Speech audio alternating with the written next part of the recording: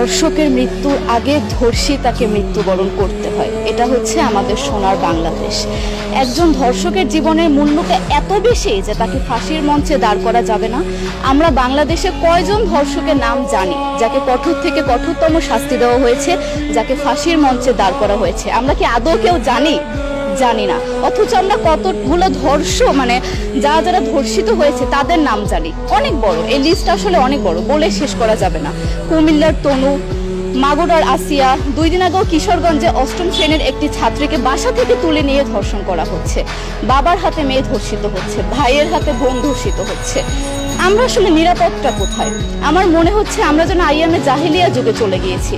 মাঝে মধ্যে মনে হয় এর থেকেও খারাপ সময় আছি আমরা, কারণ ওই যুগে মেয়েরা অ্যাটলিস্ট সম্মান নিয়ে মৃত্যুবরণ করতে পারত। জন্মের পরপর জ্যান্ত মাটিতে পুঁতে দেওয়া হতো, আর আমাদের ধর্ষণ করে নির্মমভাবে তারপর মৃত্যুবরণ করতে হচ্ছে।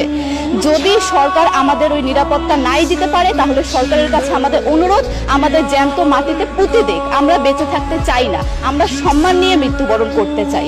আমরা এই দেশে থাকতে চাই না যে এই দেশে আমাদের কোনো নিরাপত্তা নেই, যে এই দেশে রাস্তা দিয়ে হাঁটলে আমাদের মধ্যে একটা আতঙ্ক কাজ করে, কখন কি না কি হয়ে যায়। আইন উপদেষ্টা বললেন যে ধর্ষকের নাকি ফাঁসি দেওয়া সম্ভব হবে না, তাহলে নাকি নিরীহ মানুষকেও মাঝে মধ্যে ফাঁসির ব্যবস্থা করা, মিথ্যা মামলায় ফাঁসি দিয়ে ফাঁসির ব্যবস্থা করা হতে পারে।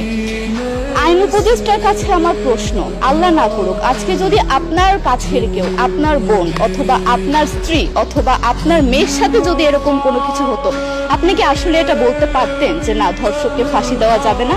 কোনোদিনও পারতেন না। আপনি সবার আগে তার ফাঁসির ব্যবস্থা করতেন, সম্ভব হলে নিজের হাতে মেরে ফেলতেন।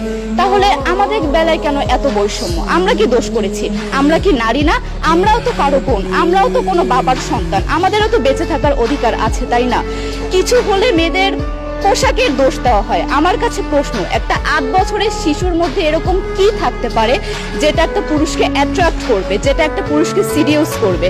সেরকম হলে আসলে ধর্ষণ করা হতো সবসময় প্রাপ্তবয়স্ক মহিলাকে। কিন্তু আমরা আসলে পরিসংখ্যান গবেষণা করলে দেখতে পারি যে ধর্ষক সবচেয়ে বেশি করা হচ্ছে শিশুদেরকে, কিশোরীদের সবচেয়ে বেশি ধর্ষণ করা হচ্ছে। দৃষ্টিভঙ্গি পরিবর্তন করুন, চিন্তা ভাবনা পরিবর্তন করুন, ধর্ষকদের আইনের আওতায় আনুন। যদি আইন উপদেষ্টা অথবা প্রশাসন যদি ধর্ষকদের শাস্তির ব্যবস্থা না করতে পারে, আমাদের হাতে তুলে দেন, আমরা নিজেদের হাতে শাস্তি দিয়ে দিতে পারবো। এই সাহস আমাদের মধ্যে আছে। বেঁচে থাকার জন্য আমাদের যতটা কঠিন হতে হবে, আমরা কঠিন হওয়ার জন্য প্রস্তুত আছি। আমরা ফাঁসি চাই, ধর্ষকদের কঠোর থেকে কঠোরতম শাস্তি চাই। যতদিন না পর্যন্ত ফাঁসি দেওয়া হবে, যতদিন না পর্যন্ত ধর্ষকদের শাস্তির ব্যবস্থা করা হবে, আমরা আমাদের আন্দোলন অব্যাহত রাখবো। দরকার হলে আমরা শিক্ষা প্রতিষ্ঠান বন্ধ করে দিব, তবুও আমরা থামবো না। এটাই আমাদের দাবি।